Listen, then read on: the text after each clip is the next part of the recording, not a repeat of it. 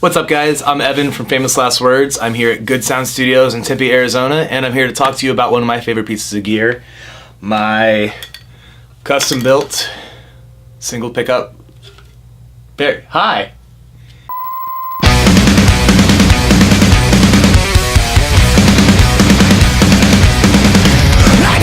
What's up, guys? I'm Evan from the band Famous Last Words, and I'm here at Good Sound Studios in Tempe, Arizona to talk to you about one of my favorite pieces of equipment. This is my Mahogany Body single pickup Telecaster.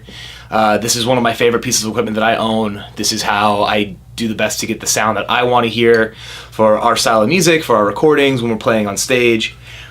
One thing that makes this unique is the length of the scale on it. It's 28 3/4 inch scale. It's longer than some bass guitars. It's much longer than most standard guitars. For example, this is the Ibanez I use. And if you see, they're very different guitars. What makes this guitar so important to me is just that I built this guitar. This guitar didn't come off a showroom floor. There's no brand. Nobody made this guitar. I made this guitar for myself, for my playing style. Most people don't find it very comfortable to play. I used to play bass, and when I switched over to playing guitar, I found myself really cramped on most necks. Most fretboards are much shorter than this. I found that it was just too tight for my playing style, so I opted for a much longer scale. It's 28 3/4 inch scale. It's a lot closer to playing a bass than it is to playing a guitar, but it also really helps with drop tunings. You know, the last stuff we just did are actually tuned in drop G sharp. So with most guitars, that would just be a mess. You'd have to play super heavy strings if you even wanted to try to get them close to intonated on a short scale guitar. With this, I'm able to drop the string gauge, get a little more life, a little more playability in the strings, and still maintain really comfortable action on the neck. This guitar is pretty much what everything we just got done recording was written on. Most of the tracking was done with this guitar. We did use a couple other instruments just for a little bit of variety with it. But overall, this is really, it's the most comfortable guitar for me to play. So if I don't have to think about that, if I can just play and I can just write on it, it makes the writing process go much faster. So one of the best things and one of the worst things about this guitar is the fact that it is so bare bones. There's one pickup, one volume knob, one tone knob, and an output jack, and that's it. There's not a bunch of shit in here that can break. There's not a battery that's gonna die. You don't have to mess with a bunch of switches and different kind of circuitry to make it make the sound you want it to make. You plug it in, you turn the knobs up, and you go, and it rips. The downside is that's pretty much all it does.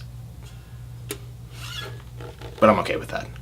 When it comes to playing these songs on stage, really it all comes down to using our processors. We use Axe-FXs on stage. We just try to take the sounds we had in the studio and recreate them as closely as possible. There's even times when I'll get lucky enough to bring the Axe-FX with me to the studio, and if that's the case, I'll sit down with whatever amps we're actually using in the studio and model that amp. So for a given song, I may have the exact same amp that you hear on the album playing across live. And we really pay close attention to when we're going out. We take all of our own equipment with us so that what we have on stage, how you hear us, is as close as we can come to how it sounds on the recording that we can possibly make it. I built this guitar about 9 years ago. Around that time I started noticing a lot of musicians were starting to use baritone guitars to tune lower as opposed to using a 7 or 8 string guitar. And I kind of like that approach. I don't like things I don't use. I don't like extra pickups. I don't like extra nods and switches. I don't like bells and whistles. I think they're just something else that can get in the way and break. Unfortunately, at the time, nobody was making a baritone guitar in this kind of configuration that really was just what you need and nothing you don't need. So I contacted Warmoth, talked to the people there about what they offered, what kind of baritone necks they offered, what kind of body woods that we could do, pickup configurations, how far back we could put the pickup to get a little more bite out of it because it is such a dark wood. And this is kind of what we came up with. It's a solid mahogany body. It's a lot like a Les Paul.